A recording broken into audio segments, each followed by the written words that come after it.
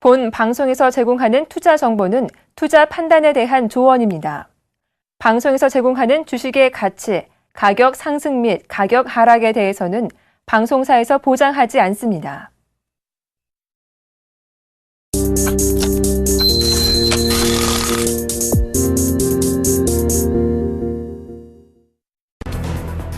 네이버가 부당 외환 거래 혐의로 금융당국의 제재를 받았습니다. 금융권에 따르면 금융감독원은 8일 제재심의위원회에서 네이버가 해외법인 투자 과정에서 외국환 거래법을 위반했다며 3개월 외환거래 정지를 결정했다고 밝혔습니다. 네이버는 지난 2001년 해외법인 6개를 설립할 당시 세계 법인 투자 과정에서 외환 신고 의무 등을 어긴 것으로 알려졌으며 위반액은 2,800억 원대입니다. 이건희 삼성그룹 회장 일가가 지분을 나눠 갖고 있는 삼성 SDS가 연내 상장됩니다. 이에 따라 이건희 회장의 세 자녀는 삼성 SDS 지분을 매각하거나 맞교환해 핵심 계열사 지분을 확보하는 방식으로 그룹 지배력을 강화할 것으로 증시 전문가들은 내다보고 있습니다. 이번 삼성 SDS의 상장 결정으로 삼성그룹의 경영권 승계 작업과 지배구조 변화가 점차 가시화되고 있습니다. 국민은행에서 1조 원 규모의 가짜 확인서 사고가 발생한 지 한 달이 넘었으나 5,500억 원어치는 여전히 회수하지 못한 것으로 드러났습니다. 금융권에 따르면 국민은행은 영업점 소속 팀장 1명이 지난 2월부터 부동산 개발업체 대표 강모 씨에게 9,709억 원 규모의 허위 확인서를 발부해준 사실을 지난달 4일 발견해 금융감독원에 보고했으나 이후 국민은행은 전체 허위 확인서 중 4,171억 원어치만 원본을 회수하고 나머지 5,538억 원어치는 행방불명된 상태라고 밝혔습니다.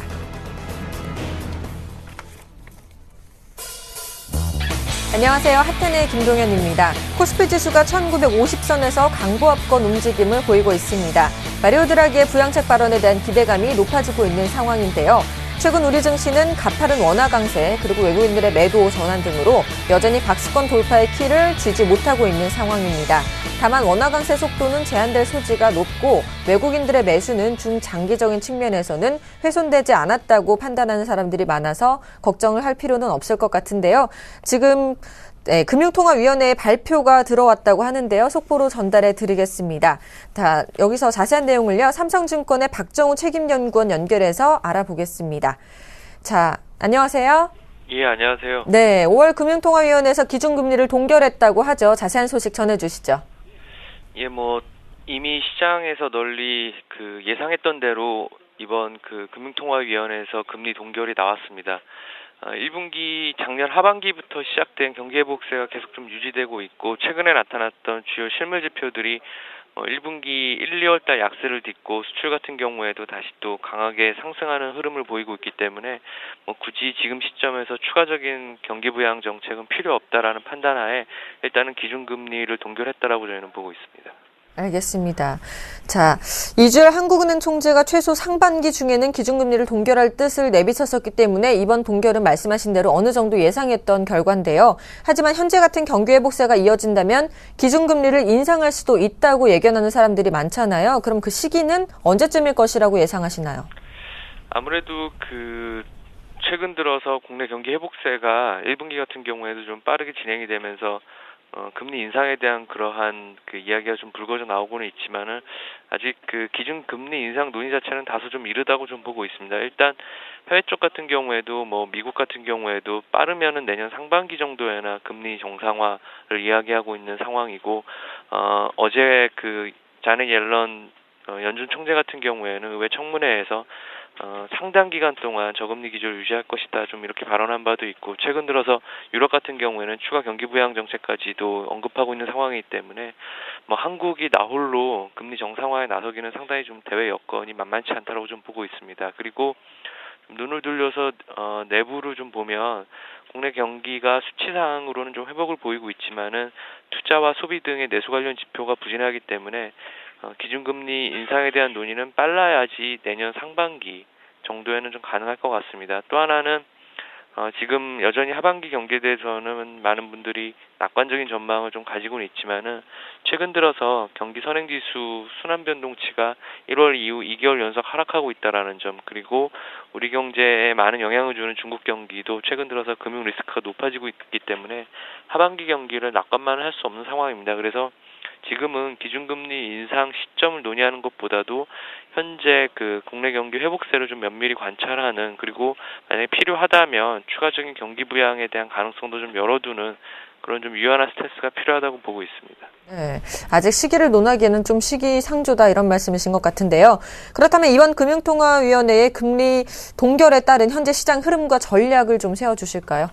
일단은 최근 들어서 국내 증시에 가장 큰 충격을 주었던 것이 환율이었었습니다. 그 원화 강세 같은 경우에가 속도가 좀 빨라졌었는데, 물론 불황의 흑자에 따라서 수출이 늘어나는데 그만큼 수입이 늘어나지 않고 있기 때문에 불황의 흑자의 형태를 띠면서 달러 공급이 많아졌고, 또 한편으로는 우리나라 경기가 좋아짐에 따라서 한국은행 통화정책이 빨리 정상화되는 거 아니냐, 이러한 우려들 때문에 원화도 강세 기조를 좀 보였었습니다. 그래서 이런 환율 충격에 따라서 시장이 좀 충격을 받았었는데, 오늘 기준금리 동결로 인해서 일단은 단기적으로 봤을 때는 원화 강세 속도가 좀 일시적으로 진정되면서 환율 충격에서 좀 벗어날 걸로 예상하고 있습니다. 그렇게 본다면은 시장은 좀 안정을 찾지 않을까라고 저희는 기대를 하고 있습니다. 네, 오늘 도움 말씀 고맙습니다. 지금까지 삼성증권 박정우 책임연구원과 함께했습니다. 고맙습니다. 고맙습니다.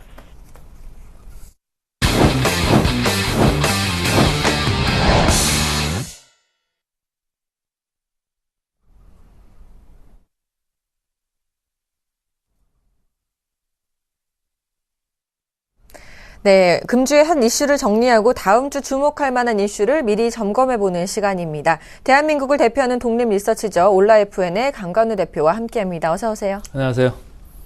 반갑습니다. 자, 이번 주 핫 이슈부터 먼저 살펴보겠습니다. 자, 이번 주 핫 이슈를 좀 봐야 되는데 제가 3개 정도로 좀 준비를 했습니다. 첫 번째는 아까 말씀하셨습니다만 지금 코스피 1950선으로 물러나 있죠. 그래서 제일 먼저 살펴보기로 하고, 코스닥 시장도 최근에 급격하게 조정을 겪고 있습니다. 그래서 코스닥 시장도 보고, 금주에 가장 핫한 것 중에 하나가 어제 나온 삼성 SDS가 IPO를 하겠다, 이런 발표였습니다. 그것까지 좀 살펴보도록 하겠습니다.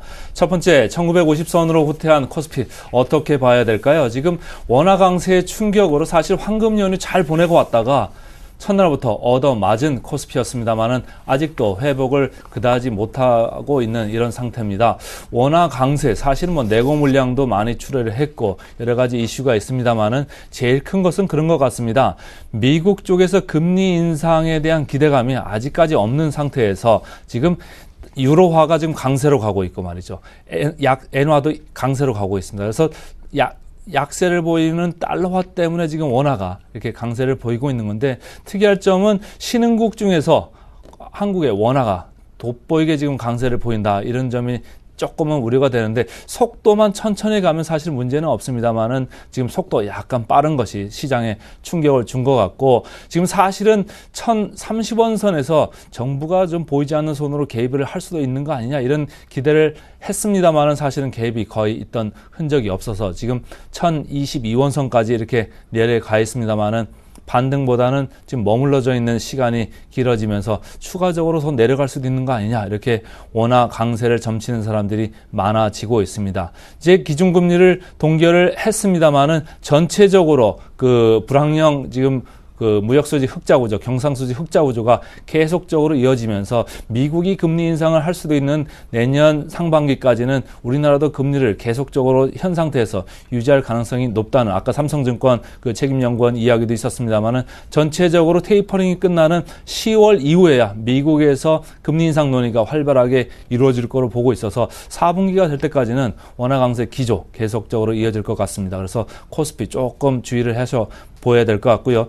2분기에 지금 세월호 참사 이슈 때문에 지금 내수가 부진합니다. 그래서 신용카드도 안 쓰시고 밖에서 지금 활동을 자제하는 것 때문에 오늘 민생대책회의가 청와대에서 열립니다. 박근혜 대통령이 지금 사안이 좀 중대하다고 보고 직접 주재를 하겠다 이렇게 얘기를 꺼냈습니다. 그래서 전체적으로 환율 때문에 수출 쪽도 지금 얻어맞는 이런 국면인데 내수 쪽도 사실 좋지 않은 국면이라 내수 쪽에서 약간 뭐 부양 조치 이런 것도 생각을 좀 하고 그 시장을 좀 바라봐야 되는 거 아니냐 이런 생각을 하고 있습니다. 아무래도 6.4 지방선거도 있으니까 표를 좀 얻어야 되죠. 이번에 민심을 좀 많이 잃은 그런 측면이 있어서 뭔가 좀 대책을 기대하는 그런 가능성도 좀 염두를 하시는 게 좋을 것 같고, 해외 쪽에 미국 쪽에서는 지금 뭐 다우존스나 그 S&P 500이나 신고치를 경신하면서 계속 올라갑니다만은 우리나라 증시와는 별 상관이 없습니다. 디커플링이 지금 현상이 계속적으로 이루어지고 있고요. 중국 쪽에 좀 지표 나쁘고 그리고 우크라이나발 좀 우려가 있는 거는 시장이 반응을 하고 있습니다. 그래서 뭘 봐야 될지를 지금 잘 보셔야 될 것 같고요. 두 번째는 코스닥 시장이 최근에 좀 떨어졌습니다. 제가 몇 주 연속 계속 말씀을 드렸습니다. 코스닥 시장 뭐 좋은데 순환매도 많이 돌아갔고 신용잔고 너무 많이 높아져 있는 거 아니냐 이런 말씀을 계속 드렸죠.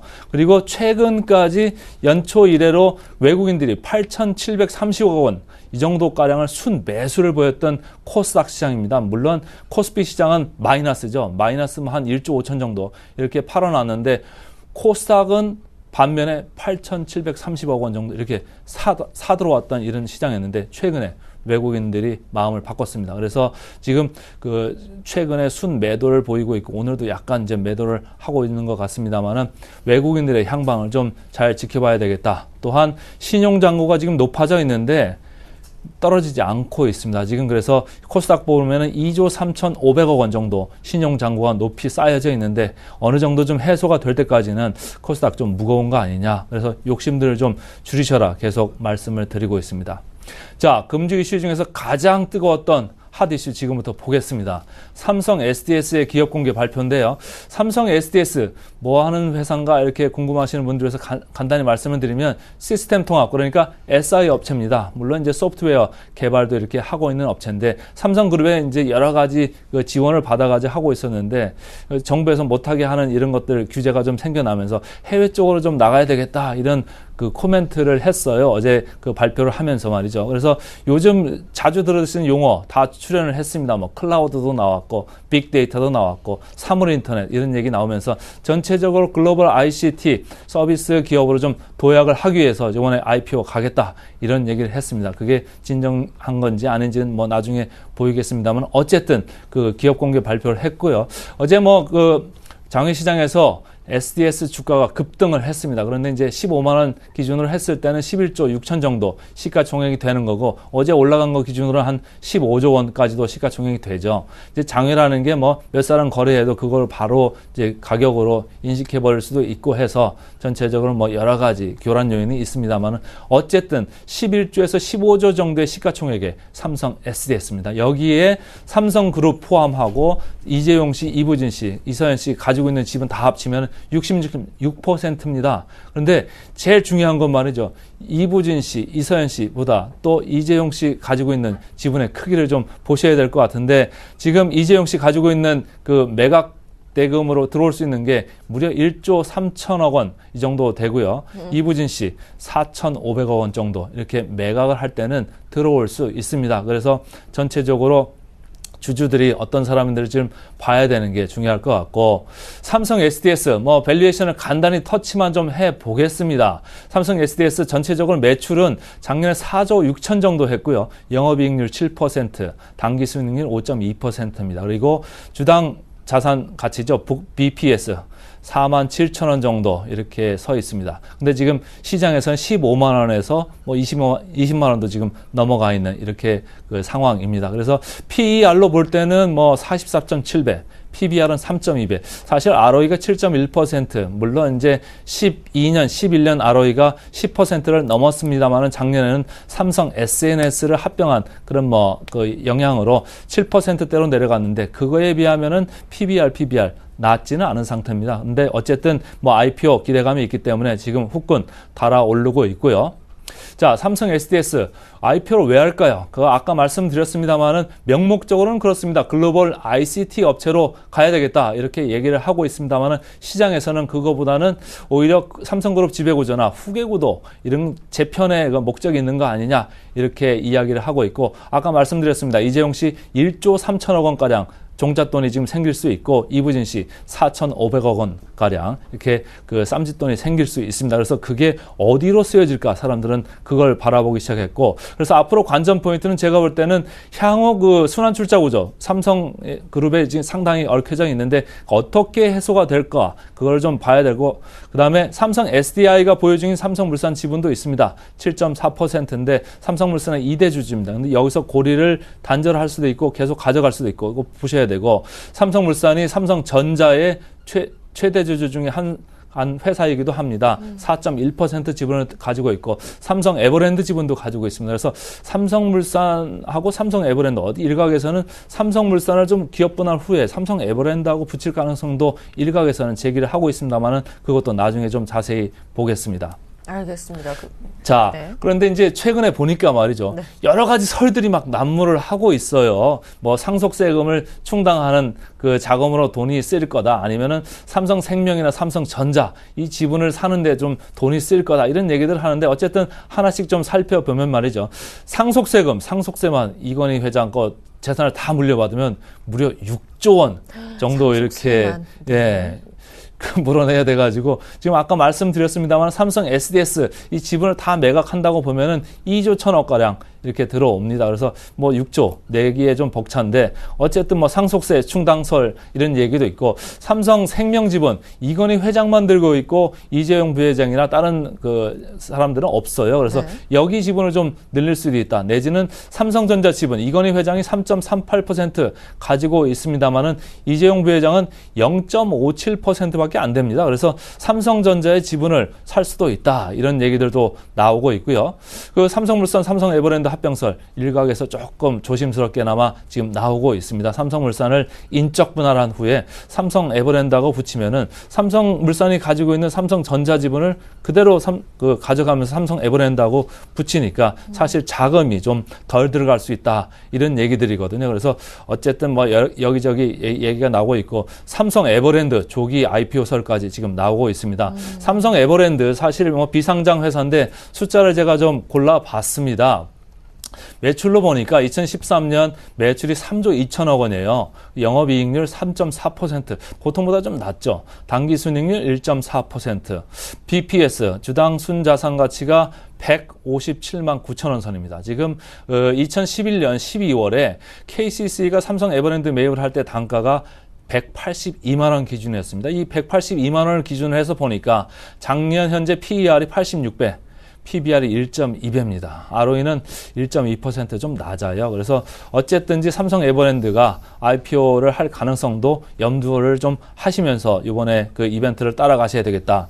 이렇게 생각을 하시면 좋을 것 같고, 삼성그룹의 전반적으로는 또 다른 이슈가 하나 있습니다. 크게는 지금 여러 가지 순환 출자 구조가 있습니다만은 삼성 에버랜드 다음에 삼성생명이 다른 비금융 계열사 지분을 많이 들고 있는데 그 세월호 참사 때문에 뭐 여러 가지 이슈가 있었고 저희가 황금 연휴 때문에 그냥 쓱 지나갔습니다만은 5월 2일 날 말이죠. 금융지주회사법 개정안이 국회 본회의를 통과했습니다. 내용은 금산을 분리를 하겠다는 거예요. 금융자본하고 산업자본을 분리하겠다. 무슨 얘기냐면 삼성생명이 들고 있는 비금융 계열사 지분을 정리를 하게 만들겠다 이런 얘기입니다. 차트를 좀 준비를 했는데요. 처리해야 될 삼성생명의 그 들고 있는 지분 가치가 무려 16조 원 정도 됩니다. 그중에서 삼성전자 지분 가치가 15조 1천억 원이 됩니다. 이 삼성전자 지분을 어쨌든 처리를 해야 되는데 아까도 말씀드렸습니다만은 이건희 회장만 약간 들고 있지 이재용 부회장도 삼성전자 지분 그렇게 많지 않고 있어서 어떻게 이거를 처리할 수 있을까? 물론 금액도 상당히 큽니다. 아까 뭐 1조 3천 정도 매각 대금 들어올 수 있다 이렇게 말씀드렸는데 그거 가지고는 택도 없습니다. 그래서 이거를 어떻게 처리할지가 앞으로 삼성의 구조를 어떤 식으로 좀 변경이 될 건지를 보는 핵심 포인트 포인트일 것 같은데 순환구조형 전체적으로 뭐 여러 가지 지금 그 그림들이 있습니다만은 제가 좀 자료를 준비했는데 그 지배구조 차트를 좀 보시면 여러 가지 중에서 삼성 에버랜드에서 삼성생명, 삼성생명에서 삼성전자, 그 다음에 삼성 SDI, 삼성물산, 다시 삼성전자나 다시 삼성 에버랜드로 돌아가는 큰 출자 구조가 돼 있습니다. 또한 삼성생명이 삼성카드에도 지분이 있는데 삼성전자도 가지고 있어요. 그래서 화면상에 잘 보이지는 않겠습니다만은 점선으로 표시한 부분들이 여러 가지 지배구조 해석 과정에서 없어질 수 있다. 이런 이벤트를 생각을 하시면 좋을 것 같고 이게 금주의 핫 이슈였습니다. 네, 이렇게 정말 자세하게 설명해 주셨는데 그래도 잘 모르실 것 같아요. 어떤 종목이 그래서 가장 수혜를 많이 입을 수 있는지 좀 꼽아주시죠. 저희는 뭐 가장 핵심주로는 네. 삼성물산을 생각을 하고 있고요. 아무래도 지주회사이기 때문에. 지주회사로 이제 탈바꿈할 가능성도 있고 삼성물산은 사실은 그 연결고리가 아까 말씀드렸습니다만은 삼성 SDI가 두 번째 주주고요. 그 위에는 사실 국민연금이 있습니다. 국민연금한테 양해를 좀 구해야 되는데 여기서 만약 단절이 되고 건설 부문을 이부지연 씨한테 주게 된다고 하면은 여러 가지 기업 가치가 급격히 올라갈 가능성도 있고 해서 용의 머리가 될 가능성을 염두를 하셔야 될 것 같고 그 다음 주의 이슈로 좀 넘어가 보면 말이죠. 네. 다음 주에 시장 어떻게 될까요? 1950선에서 지금 왔다 갔다 하고 있는데 긍정적 요인도 좀 있습니다. 문제 주가가 많이 떨어졌으니까 밸류에이션 매력도도 올라간 면이 있고 투신권이 최근까지 계속 환매 압력을 받아왔는데 사자로 좀 전환을 하고 있습니다. 그래서 그것도 좀 긍정적으로 보입니다만은 부정적인 요인 외국인들이 계속적으로 좀 사들어오다가 최근에 좀 돌았잖아요. 그래서 양시장을 지금 매도를 하고 있는데 그 외국인들의 팔자 어디까지 이어질까요? 그것도 조금 주의를 기울이셔야 되고 원화 강세기죠. 저희들은 조금 더 진행된다고 봅니다. 다만 속도에서는 약간 이제 천천히 가겠죠. 하지만 강세기조는 구조적으로 지금 갈 수밖에 없는 구조다. 이렇게 보고 매수 가능 업종이 많을 것 같은데도 그렇게 많지가 않습니다. 그래서 기술적으로 좀 많이 떨어졌던 대형주 위주들로 좀 보시는 게 어떤가 이렇게 생각을 하고 지금 차트를 보겠습니다만 2014년 PER이 9.8배입니다. 10배 밑에 항상 있는데 뭐 올라가지도 않고 내려가지도 않고 항상 그 부분에서 있고 삼성 SDS 관련돼서 이벤트 뭐가 있을까요? 그 관련 주들이요. 삼성물산 아까 말씀을 드렸습니다만은 삼성물산 말고도 어제 사실 상한가 간 종목들 2개 더 있었습니다. 크레듀, 한국정보인증 이런 업체인데 크레듀는 사실 이러닝 뭐 교육 업체잖아요. 그래서 시총이 한 3,200억 정도 되는 업체인데 삼성 SDS가 최대 주주로 있어가지고 삼성 SDS가 이제 추가 상장 이게 상장을 한 후에 추가적으로 합병을 할 수도 있다. 이런 얘기들을 조금 하는 것 같습니다. 그래서 이제 크레드를 좀 사람들이 뭐 단기적으로나마 좀 좋게 보는 것 같고 한국정보인증 뭐 3월 인터넷 협력설도 있고 해서 뭐 오늘도 주가가 좋은 걸로 알고 있습니다. 시총 1,300억짜리 회사인데 계속적으로 뭐 단기 좀 뭐 출렁거릴 수 있습니다만 저희들은 핵심적으로 삼성물산 이렇게 보고 있고 이제 정리를 해드리자면은 다음 주 시장 전략으로는 당분간 현금 비중을 약간 좀 늘리자 이런 생각입니다. 그리고 아까 말씀드렸습니다만은 낙폭 과대했던 대형주를 조금 보자 해서 현대차기업자 어제 좀 올랐고 대우조선해양 최근에 많이 떨어졌습니다만 사실 그 현대중공업이나 삼성중공업하고는 조금 차원이 다른 그런 조선사기 때문에 좀 차별적으로 보자. 하지만 좀 단기 대응에 좀 국한하는 게 어떨까 이런 생각이고요. 삼성그룹 이벤트주들은 계속 따라가 주자. 그 가운데에는 삼성물산이 핵심주다. 이렇게 보시면 좋을 것 같고 마지막으로 중소형주 코스닥 기대를 조금 낮추시고 신용 많은 거 그리고 최근에 주가 많이 올랐던 종목 조금 주의를 요합니다. 알겠습니다. 자, 이번 주 정리와 다음 주 전략까지 알아봤습니다. 네, 강간호 대표님 고맙습니다. 고맙습니다.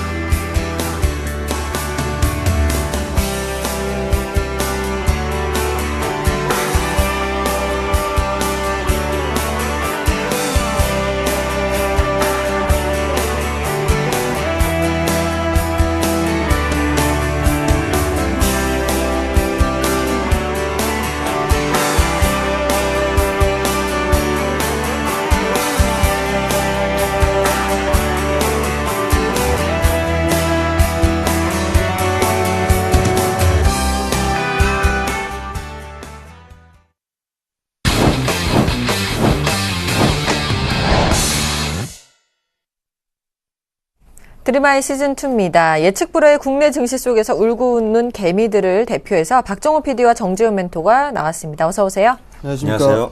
자, 어떻게 지내셨어요? 도윤 씨는 어떻게 지내셨나요? 이번 주 증시 어떻게 보시나요? 전 정신이 없었어요. 정신이 없으셨나요? 네. 네, 이번 주에 증시가 참 정신이 없었습니다. 근데 한 가지 여기서 중요한 점은 그 정재훈 멘토님께서 저번 주부터 항상 강조하셨던 30선을 열어두고 보자라고 말씀하셨는데 정말 어제 30선 터치를 했단 말이죠. 정 멘토님. 적중했습니다. 네, 일단 뭐 지수는 빠질 만큼 빠졌습니다. 그렇기 때문에 지금 자리대에서 손절을 하거나 아니면 뇌동매매를 하는 거는 의미가 없을 겁니다.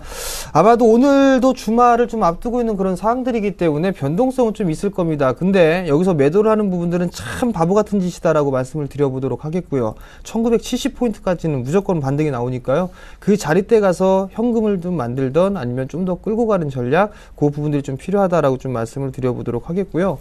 기술적인 반등이 좀 나온다라고 하더라도 모든 종목군들이 다 올라가지는 못할 겁니다. 거래 대금 자체가 여전히 좀 적은 그런 상황들입니다. 그렇기 때문에 일단 압축적으로 좀 진행을 해야 된다라는 거. 상반기, 이 1분기 때하고 2분기 때하고 조금 더 차이가 있을 겁니다. 즉, 차별화가 좀 진행이 되는 그런 모습들이 나타났었는데요. 아마도 차후에는 이 차별화가 조금 더 심화될 가능성이 좀 높습니다. 그렇기 때문에 종목을 좀 압축을 해 놓는 그런 부분들, 그리고 단기적으로 좀 대응을 한다라고 생각하기보다는 조금 여유있게 투자 관점으로 좀 보는 그런 투자 전략을 세우는 게 조금 더 유리할 것이다라고 좀 말씀을 드리고 싶어요. 알겠습니다. 자, 먼저 박 PD의 지난주 포트폴리오부터 확인해 보겠습니다. 자, 한전 KPS를 10% 보유하고 있고요. 바텍도 10%, 코디에스도 10%, 미동전자통신은 5%를 보유하고 있습니다. 두산중공업도 10%, 팜스토리도 10%, 오이솔루션은 20%, 차이나하우라는 10%, 현금은 15%를 보유하고 있습니다. 수익률도 좀 살펴보겠습니다. 4월 10일 날 편입한 바텍 매수가는 14,300원이었고요. 10.5%의 높은 수익률을 보유 중입니다. 자, 코디에스도 살펴보겠습니다. 손절가 터치를 해서 저희가 알려드리는 건데요. 4월 7일 날 매수했고 4,400원이 매수가였습니다. 자, 그리고 미동전자통신은 수익이 많이 났네요. 23%의 수익률로 보유하고 있는 종목입니다. 자, 팜스토리죠. 팜스토리가 1,665원에 매수를 해서 3%의 수익률로 보유하고 있고요. 오이솔루션은 18,550원에 매수해서 마이너스 4.3%의 수익률을 보이고 있습니다.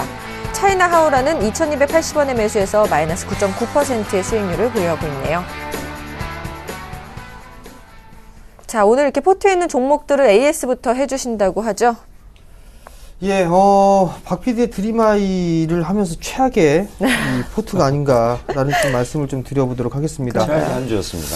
예, 일단 뭐 시장은 빠질 것이다라고 좀 말씀을 드렸는데요. 뭐 현금을 만들거나 이런 부분들은 취하지는 않았었습니다. 일단, 비중도 가급적이면 10%씩 많이 이 다양한 좀 종목군들을 좀 선보여 드리기 위해서 일단 종목의 숫자를 좀 늘렸던 그런 부분들이 있었는데요. 우선적으로 뭐 손절이 나간 종목을 좀 먼저 말씀을 좀 드려야 될 것 같습니다. 코디에스를 좀 먼저 보도록 하겠는데요. 무선 충전 관련돼 있는 그런 이슈, 그리고 코디에스도 마찬가지로 이 IT 쪽 장비 쪽의 사업을 좀 영위를 하고 있는 그런 사항들입니다. 근데 시장이 밀려내려면서 저가 권역을 이탈해주는 그런 모습들이 나타났었습니다. 결국엔 손절가를 좀 터치를 하면서 밀려 내려오는 그런 모습들이 나타나고 있는데요. 아마도 조금 더 밀릴 가능성은 좀 있어 보입니다. 즉, 보게 되면 3,700원대 권역, 3,700원 권역까지 좀 밀릴 수가 있는 그런 모습들이기 때문에 조금 더 이 하락폭은 좀 열어두고 대응을 하셔야 될 것 같습니다. 이 자리대가 끼고 나게 된다면 다시 한번 아마도 4,200원대에서 4,300원대까지는 기술적인 반등이 나와줄 수 있다라고 좀 보셔도 좋을 것 같습니다. 그만큼 좀 변동성이 좀 크다라고 보셔도 좋을 것 같습니다. 10%대의 손절을 좀 기록을 했지만 일단 차후에 좋은 종목군들로 제가 손실을 좀 만회를 해드리도록 하겠고요. 멘토님, 네. 근데 여기서 한 가지 질문이 있는데요. 네. 이 코데스 같은 경우에 지금 2차전지 수혜주를 성장성 있는 종목이잖아요. 근데 저 또한 이 코데스를 되게 관심 종목으로 지켜봤던 종목인데 이게 개인 투자자분들도 상당히 많은 관심을 보였던 걸로 알고 있거든요. 근데 지금 너무 많이 주가 조정을 받으면서 솔직히 보유하고 계신 분들이 상당히 지금 걱정이 많으실 것 같아요. 이제 이 기업이 뭐 악재가 있어서 이렇게 지금 빠지는 걸로 봐야 되나요? 악재가 있다라기보다는요, 일단 시장 상황이 차별화가 좀 진행이 되고 있는 그런 상황들을 보여주고 있기 때문에 일단 관심을 좀 못 갖고 있다라고 보셔도 좋을 것 같습니다. 과거에는 무선 충전이 아니죠. 고속 충전 시스템이었었죠. 일단 이 부분들에 있어서 전기차에 관련되어 있는 종목군들이 나름대로 시세의 흐름들을 좀 줬었습니다. 그리고 나서 이어가지를 좀 못하고 있는 그런 부분들이 좀 나타나고 있고요. 아무래도 이 테슬라 모터스에 대한 영향을 좀 받지 않나라는 좀 생각을 해보고 있습니다. 그렇기 때문에 일단 뭐 손절 라인대를 이탈을 해주는 그런 모습들이 나타났기 때문에 당연히 리스크 관리를 좀 해야 될 필요성이 있다라고 좀 보셔야 될 것 같습니다.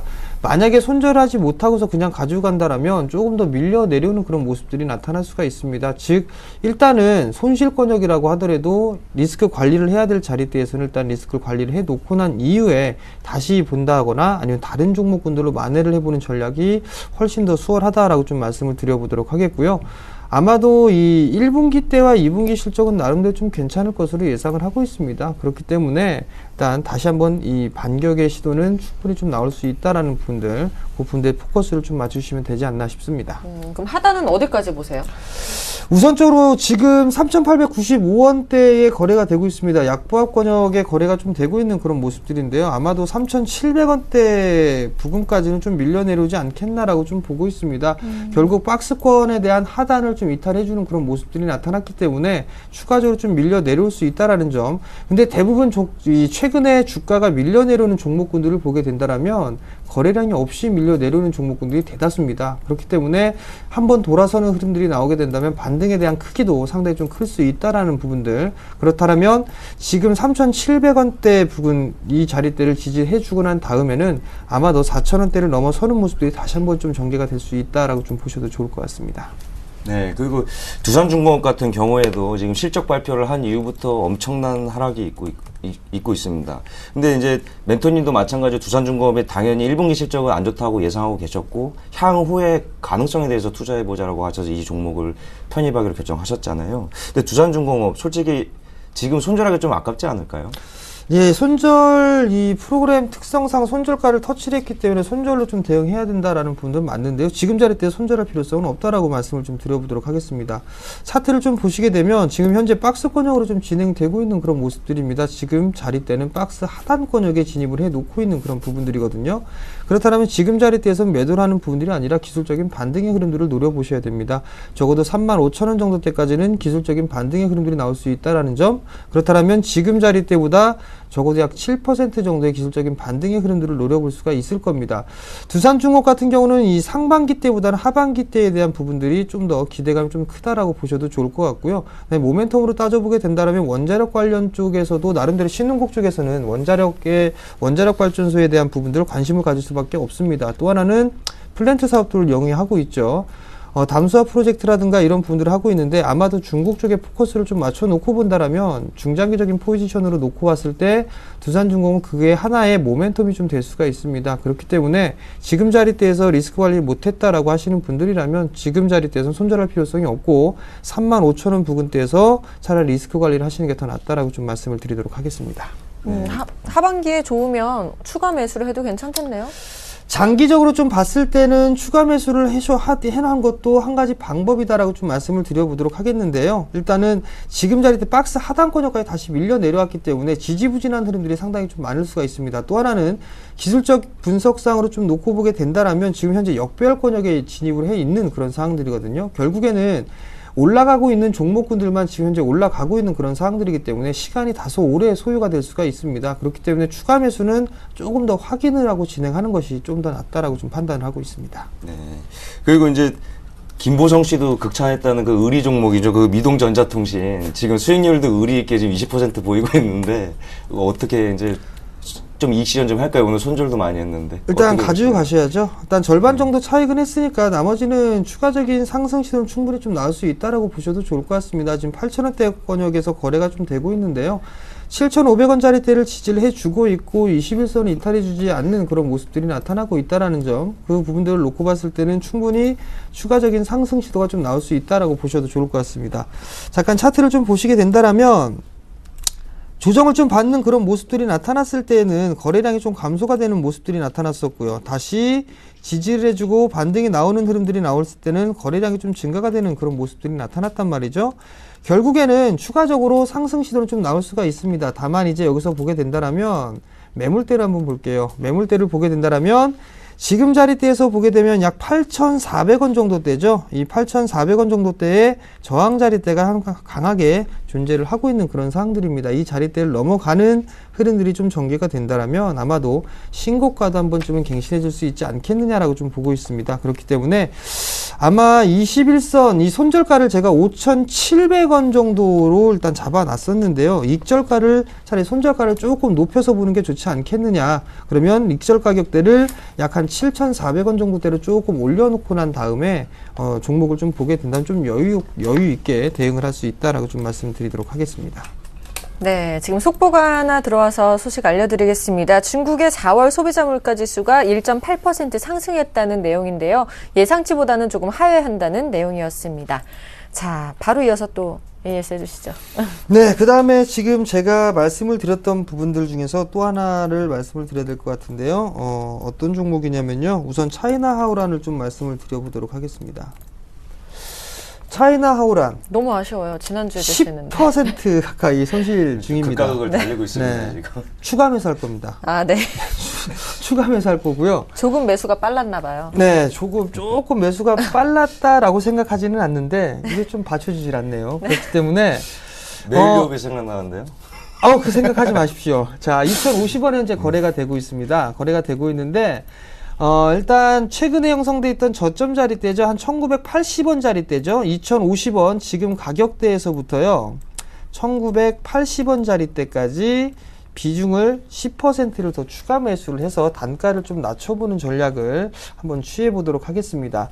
그리고 난 이후엔 손절가도 조금 변경이 돼야 되겠죠. 손절 가격은 약 한 1,800원 정도로 잡아 놓으면 되지 않을까 싶습니다. 일단 손절가를 1,900원 정도로 좀 잡아 드렸었는데요. 손절가를 1,800원 정도로 일단 조금 더 낮추고요. 비중은 10%를 좀 늘려가지고 단가를 좀 낮추는 전략. 근데 왜 단가를 낮추는 전략을 취하느냐? 1분기 실적이 좀 상당히 괜찮았었습니다. 그리고 난 이후에 지금 공장을 증설을 하고 나서 가동을 하고 있거든요. 그리고 2분기와 3분기, 4분기 아마 좋아질 겁니다. 어떤 근거로 좋아질 것이냐라고 물어보신다면 과거에 이 리옴쿠첸이 중국인들의 사랑을 듬뿍 받았단 말이죠.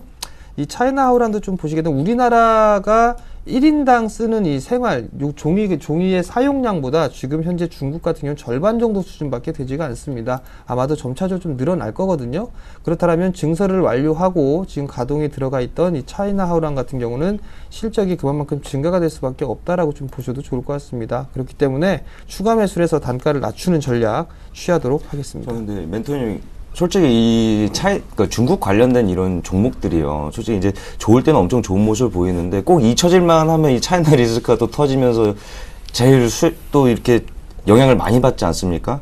근데 오늘 같은 경우도 이제 소비자 물가가 예상치를 하회했는데 이제 중국 쪽 관련해갖고 이런 또 영향을 받을 그런 위험성은 없을까요? 소비자 물가 상승률이 1.8% 예상치를 하회했다라는 부분들. 일단 물가 상승률이 많이 올라가게 된다는 버블이라든가 인플레에 대한 우려가 좀 있는데요. 그 부분들이 지금 현재 하향은 그 예상치를 하회했다라는 얘기는 그래도 물가에 대한 인플레라든가 이런 부분들을 생각을 안 할 수가 있거든요. 그렇다면 조금 더 좋은 영향을 좀 받지 않을까라고 좀 생각을 하고 있습니다. 그리고 지금 중국 관련주 같은 경우는 차이나 하우라는 이 대표이사가 좀 얘기를 한 부분들이 있습니다. 중국 관련 섹터들이 과거에는 좀 안 좋은 그런 부분들, 분식회계라든가 이런 부분들이 좀 안 좋은 부분들이 있었는데 모두 다 그런 기업은 아니다라는 얘기들 강하게 좀 어필을 했었습니다. 기업 IR을 통해서만 얘기를 했었고요.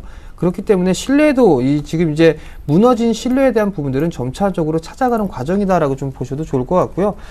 지금 자리대에서는 양호하게 지금 눌림 조정을 좀 받고 있는 그런 구간이다라고 좀 보셔야 될 것 같고 지금 자리대는 충분히 분할 매수 포인트 잡아도 좋다라고 좀 말씀드리고 싶어요. 알겠습니다. 그리고 이제 오이솔루션 같은 경우에 어제 거의 장중에 8% 이상 급등을 하는 모습을 보였거든요. 근데 지금 제가 이제 개인 투자자 입장으로 봤을 때는 이 시점을 한 번 더 노려서 매수를 못 하신 분들 한번 매수해보는 건 어떨까 하는 생각도 들고, 추가 매수를 더 해보면 어떨까 하는 생각이 들거든요. 어떻게 보시나요? 지난주에 아마 추가 편입이 좀 됐을 겁니다. 추가 편입이 좀 되고 난 이후에 지금 반등이 좀 강하게 나와주고 있는데요. 추가 매수 타이밍 잡으셔도 저는 좋다고 좀 개인적으로 생각을 하고 있습니다. 왜냐하면 이 오이솔루션에 아마도 올해는 조금 더 추가적인 상승을 좀 하지 않을까, 성장을 하지 않을까라고 좀 보고 있는데요. 지금 이 오이솔루션이 사업을 하고 있는 그런 부분들, 일단 공급사의, 협력사의 부분들을 좀 보게 된다면 10개의 큰 기업들 중에서 8개 가까이를 고객사 좀 확보를 해놓고 있습니다. 그뿐만이 아니라 지금 이제 통신 장비 쪽을 보게 되면 우리나라가 이 IT 쪽에서는 상당히 좀 강한 모습들이 좀 나타나고 있는데, 미국도 마찬가지로 이 통신 장비 쪽에 대한 부분들을 교체 작업을 좀 진행을 하고 있는 그런 흐름들, 그리고 중국 쪽에서도 이러한 흐름들이 포착이 되고 있고요. 그렇다면 자연스럽게 오이솔루션에 대한 부분들 실적이 늘어날 수밖에 없습니다. 그리고 다음 주에 이제 실적 발표를 하면서 기어바이아를 지금 예정을 해 놓고 있는데요. 아마도 좋은 비전을 좀 얘기하지 않겠나라고 좀 개인적으로 생각을 하고 있습니다. 그렇다면 아마 오이솔루션은 좀 관심을 가져도 괜찮지 않을까라고 좀 말씀을 드려보도록 하겠고요. 아마도 미동전자통신처럼 움직일 수 있는 그런 종목이 되지 않을까라고 좀 생각을 하고 있으니까 조금 더 보유해보는 전략, 그리고 없으신 분들이라면 매수 포인트를 잡아보는 전략이 전 좋다라고 좀 말씀드리고 싶습니다. 네, 알겠습니다. 그러면 지금 두 번째로 의리 있는 목표 수익률을 보이고 있는 바텍 한번 AS 받아보도록 하겠습니다. 네, 바텍이 약간 좀 수익이 나고 있는 그런 상황들입니다. 추가 매수할 겁니다. 이 종목도 한 10% 지금 이 정도. 현 가격에 추가 매수를 하신다고요? 네, 추가 매수를 좀 할 겁니다. 지금 추세가 상승 추세대를 유지를 해주고 있는데요. 아마도 다음 주 중에 오늘 당장 추가 매수를 아마 진입하지는 못할 겁니다. 일단 매수 포인트를 좀 잡아드리는 부분들은요, 15,500원권역까지 밀려 내려오게 된다라면 추가적으로, 왜냐하면 한 차례 상승 밀려 내려오고 난 이후에는 기술적인 반등이 나올 겁니다. 기술적인 반등이 나올 건데 아마도 16,500원 정도까지 기술적인 반등이 나오고, 여기서 추가적으로 상승을 하느냐, 한번 되밀리느냐, 이 부분들이 나올 겁니다. 근데 여기에서 15,500원이 이탈되는 흐름이 나오게 된다라면 그 15,500원부터 15,000원까지 분할 매수로 일단 포인트를 좀 잡아 놓고 지금 볼 예정이거든요. 그러니까 오늘 당장 매수를 하거나 그러지는 못할 겁니다. 15,500원부터 15,000원까지 밀려 내려오게 된다라면 여기에서 10% 정도 더 추가 매수를 해서 비중을 늘리는 전략을 좀 말씀을 드리고 싶습니다. 그럼 그렇다면 그 15,000원부터 15,500원 부근에서 분할 매수를 한다면 신규 접근도 가능하시다는 말씀이시죠? 그렇죠. 신규 접근도 가능하다라고 좀 말씀을 드리고 싶습니다. 그렇다면 그 가격 밴드에서 이제 접근하신 분들은 목표가를 어느 정도 설정하면 좋을까요? 2만 원이죠. 지금 네. 저희가 책정한 2만 원 목표가를 중점으로 이렇게 투자하시면 된다, 그 말씀이시죠? 네, 맞습니다. 예, 알겠습니다. 그렇다면 지금 이제 금요일이잖아요, 멘토님. 네. 이제 솔직히 이 개인 투자자분들이 가장 걱정이 많으신 것 같아요. 이번 주에 좀 5월 달에는 강세장을 보일 거라는 예상을 엄청 많이들 하셨는데, 근데 빗나갔단 말이죠. 그렇다면 지금 다음 주부터는 어떤 식으로 또 투자를 해봐야 지금 매수 시점으로 봐야 되나요? 저점 매수 시점으로? 1930포인트까지는 일단 열어놓고 보자라는 말씀을 좀 드렸을 겁니다. 일단 대체적으로 이 통계적으로 좀 보게 되면 짝수해의 5월달 같은 경우는 지수가 그렇게 강한 흐름들이 나오지가 않았었습니다. 그리고 올라갈 자리에서 못 올라가는 그런 모습들이 나타났거든요. 결국 이 차트를 좀 보시게 된다라면 4월 달에 올라가야 될 자리대에서 못 올라갔습니다. 결국에는 못 올라갔기 때문에 밀려 내려온다라고 좀 보셔도 좋다라고 좀 말씀을 드리고 싶은데요. 여기에서 이제 추가적으로 밀릴 것이냐, 이 부분들을 좀 고민을 안 할 수가 없는 그런 상황들입니다. 아마도 오늘은 주말장이기 때문에, 주말을 앞두고 있는 그런 부분들이기 때문에 일단은 조금 흔들림이 좀 나올 겁니다. 결국엔 주가가 밀려 내려오는 흐름들이 다시 전개가 됐을 때에는 분할 매수 포인트를 좀 잡아도 좋습니다. 한편에는 그런 얘기들도 많이 합니다. 미국 시장이 빠지는데 우리나라도 빠지지 않겠느냐, 중국이 안 좋은데 우리나라 빠지지 않겠느냐. 물론 영향은 받습니다. 물론 영향은 받지만 시초가에만 영향을 받는다라는 얘기겠죠. 만약에 미국 시장이 올랐는데 우리나라 못 올랐거든요. 근데 이제 차별화가 계속적으로 좀 진행이 되고 있단 말이죠. 그렇기 때문에 지금 자리대에서 만약에 추가적으로 밀리는 그런 흐름들이 나오게 된다면 매수 포인트 좀 잡아야 된다라고 말씀을 드려보도록 하겠고요. 기술적인 반등은 70포인트대까지는 반등이 나올 겁니다. 그렇기 때문에 일단 반등을 노리는 전략이 가장 좋겠다라고 좀 말씀을 드려보도록 하겠고요. 한꺼번에 찍어서 매수하는 그런 흐름들보다는 분할 매수 포인트를 잡아가는 전략이 제일 좋은 전략이다. 그리고 또 하나는 많이 빠졌을 때는 첫 번째는 낙폭 과대형 종목군들이 올라갑니다. 그리고 난 다음에는 정배열 종목군들이 더 올라가는 그런 모습들이 나타나거든요. 그러니까 가급적이면 역배열 종목군들은 단기 짧은 대응으로 좀 보시는 게 좋을 것 같고, 정배열 종목군들에서는 추세 대응을 하는 게 좋겠다라고 좀 말씀드리고 싶습니다. 그 멘토님 이제 코스닥 쪽으로 눈을 돌려서 지금 코스닥이 그래도 60선을 지금 지지받고 올라오는 모습인데요. 이제 코스닥을 지금 갖고 계신 분들이 상당히 수익이 많이 나신 분들도 많단 말이죠. 성장주를 잘 투자하셔가지고. 그럼 지금 시점에서 약간 이익 실현을 하고 가야 될 타이밍인지, 아니면은 아직 코스닥 종목을 접근하지 못하신 분들은 코스닥 쪽으로 눈을 아직 돌려도 되는지 한번 궁금하거든요. 여전히 저는 중소형주 쪽이 좀 좋다고 좀 보고 있습니다. 일단 기술적인 반등 타이밍도 아마 550포인트대 중후반권역까지는 반등이 좀 나올 겁니다. 그 부분들을 좀 생각을 하시면 좋을 것 같고요. 여기서 이제 종목을 접근했을 때는 많이 올라가거나 이격이 크게 벌어진 종목군들 같은 경우는 아마도 조심을 하셔야 될 겁니다. 그만큼 매물 소화와 기간 조정을 좀 받을 수가 있는 부분들이기 때문에 일단은 어느 정도 리스크 관리 짜릴 때 자꾸 접근을 하셔야 될 것 같고요. 그 다음에 최근 들어서 이제 서서히 움직이는 종목군들이 있습니다. 예를 들자면 한 차례 상승을 해주고 연초까지 상승을 했다가 지속적으로 횡보를 해주고 있는 그런 종목군들이 있거든요. 그런 종목군들 같은 경우라면 다시 한번 치고 나갈 수 있는 그런 그 종목군들이 좀 형성이 될 수가 있습니다. 대체적으로 많은 종목군들이 있는데, 예를 들자면 많은 종목군들이 갑자기 하려니까 생각이 좀 안 나네요. 생각이 안 나니까 제가 관심 섹터를 좀 보시면서 말씀을 좀 드려보도록 하겠습니다. 여기가 있네요. 자, 더존비지온 같은 경우를 좀 보시게 되면 많이 올랐다가 빠졌단 말이죠. 그리고 나서 올 연초, 작년 말에 상승을 해주고 난 이후에 횡보를 해주는 그런 모습들이 나타났단 말이죠. 이러한 종목군들, 즉 횡보를 해주고 나서 이격 조정과 가격 조정을 다 보이고 나서 다시 상승을 해주는 그런 종목군들 같은 경우라면 충분히 다시 한번 시세의 흐름들이 나올 수 있다라고 좀 보셔도 좋을 것 같고요. 조금 전에 이 좀 전 출연자께서 말씀하셨을 때 삼성 SDS 관련되어 있는 그런 부분들을 좀 말씀을 하셨단 말이죠. 그러한 관련되어 있는 종목군들이나 섹터들이 있을 겁니다. 아마도 상장하기 전까지는 그러한 종목군들, 관련 종목군들이 있어서 테마 형식으로 아마 불 겁니다. 테마성 흐름들이 좀 전개가 될 수 있기 때문에. 아까 교육 관련주들이요. 교육 관련주뿐만 아니라 지금 이 삼성 SDS 같은 경우는 통합솔루션이나 이런 사업들을 영위를 하고 있단 말이죠.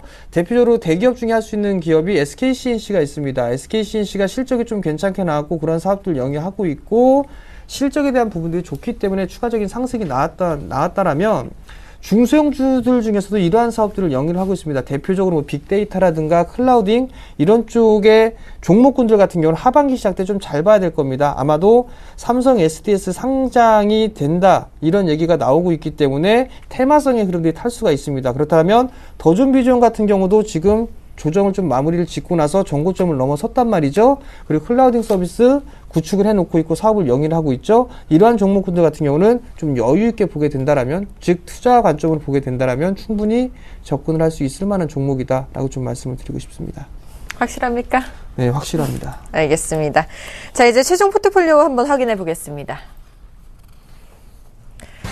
자, 한전 KPS는 10%의 비중으로 보유하고 있고요. 바텍은 20%, 미동전자통신은 5%, 함스토리는 10%, 오이솔루션은 20%, 차이나 하우란도 20%, 현금은 역시 15%의 비중으로 보유하고 있습니다. 자, 한전 KPS는 5.5%의 수익률로 보유 중이고요. 바텍은 10.5%의 수익률로 보유 중입니다. 추가 매수를 하기로 했죠. 미동전자통신 수익률 놀랍습니다. 23%고요. 오일솔루션은 마이너스 4.3%, 함스토리는 3%의 수익률을 보이고 있습니다. 차이나 하우라는 아쉽지만 마이너스 9.9%의 수익률을 보이고 있습니다. 오늘 10%의 추가 매수를 결정했습니다. 네, 지금까지 샘플러스 정재훈 멘토 그리고 박 PD와 함께했습니다. 고맙습니다. 당신의 10시 핫텐 여기까지입니다. 저희는 다음 주 월요일에 더욱더 알찬 소식으로 다시 찾아뵙겠습니다. 시청해주신 여러분 고맙습니다.